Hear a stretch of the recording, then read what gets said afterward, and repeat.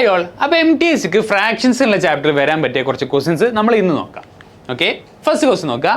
5/6 of an hour is equal to എന്ന് വെച്ചാൽ ഒരു ഹവർ ഉണ്ട്, അതിൻ്റെ 5/6 എന്ന് വെച്ചാൽ എത്ര മിനിറ്റ് ആണെന്നാണ് ചോദിച്ചിട്ടുള്ളത്. അപ്പോൾ നമുക്ക് നോക്കാം. ഒരു ഹവർ എന്ന് വെച്ചാൽ നമുക്കറിയാം അത് 60 മിനിറ്റ്സ് ആണ്. Okay, so 5/6 of a hour ആണ് നമ്മൾ കണ്ടുപിടിക്കേണ്ടത്. സോ 5/6 ഓഫ് എ ഹവർ എന്ന് വെച്ചാൽ എന്തായിരിക്കും? 5/6 ഇൻറ്റു 60 മിനിറ്റ്സ് ആയിരിക്കും. ഓക്കെ, എന്ന് വെച്ചാൽ എന്താണ്? ഈ 6ഉം ഈ 60ഉം കട്ടായി പോവും. ഇവിടെ 10 ഉണ്ടായിരിക്കും. 60/6 ചെയ്താൽ നമുക്ക് 10 ആണ് കിട്ടുക. 5 ഇൻറ്റു 10 ചെയ്യുക, അപ്പം നമുക്ക് 50 മിനിറ്റ്സ് എന്ന് കിട്ടും. സോ 50 മിനിറ്റ്സ് ആണ് നമ്മുടെ റൈറ്റ് ആൻസർ ആയിട്ട് വരാൻ പോകുന്നത്. അഥവാ ഈ ക്വസ്റ്റ്യൻ കണ്ടാൽ നിങ്ങൾ C ഓപ്ഷൻ മാർക്ക് ചെയ്യണം. ഓക്കെ, എന്നാലും നമുക്ക് അടുത്തൊരു ക്വസ്റ്റ്യനിലേക്ക് പോവാം. What fraction of an hour is A second എന്നാണ് ചോദിച്ചിട്ടുള്ളത്. ഓക്കെ, വളരെ നല്ലൊരു ക്വസ്റ്റ്യൻ ആണിത്. നിങ്ങൾക്ക് എല്ലാവർക്കും അറിയുന്നുണ്ടായിരിക്കും ഒരു ഹവർ എന്ന് വെച്ചാൽ 60 മിനിറ്റ്സ് ആണ്. നമ്മൾ കുറച്ച് മുന്നിൽ ഒരു ക്വസ്റ്റ്യനിൽ ചെയ്തു. അതുപോലെ തന്നെ ഒരു മിനിറ്റ് എന്ന് വെച്ചാൽ ഒരു മിനിറ്റ് എന്ന് വെച്ചാൽ 60 സെക്കൻഡ്സ് ആണ്. ഓക്കെ, സോ ഇതിനെ നമുക്ക് എങ്ങനെ കൺവേർട്ട് ചെയ്യാൻ പറ്റും?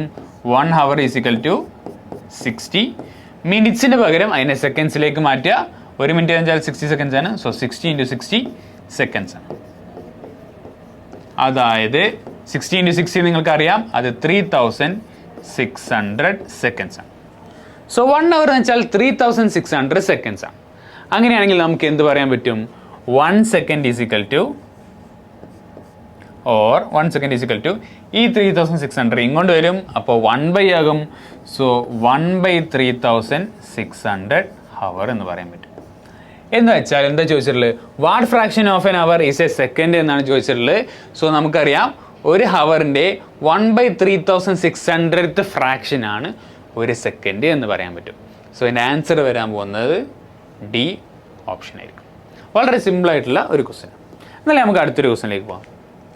By how much 7/20 is greater than 3/10 എന്നാണ് പറഞ്ഞിട്ടുള്ളത്. എന്ന് വെച്ചാൽ 3/10 എത്ര വലുതാണ്? 7/20 എന്നാണ് നമ്മളോട് ചോദിച്ചിട്ടുള്ളത്. സോ നമുക്കത് കണ്ടുപിടിക്കാം.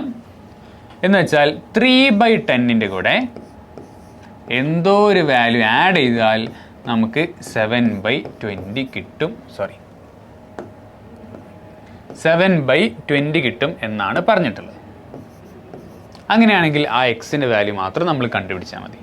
സോ എക്സിൻ്റെ വാല്യൂ എന്തായിരിക്കും? ഈ 3/10 അങ്ങോട്ട് പോകും.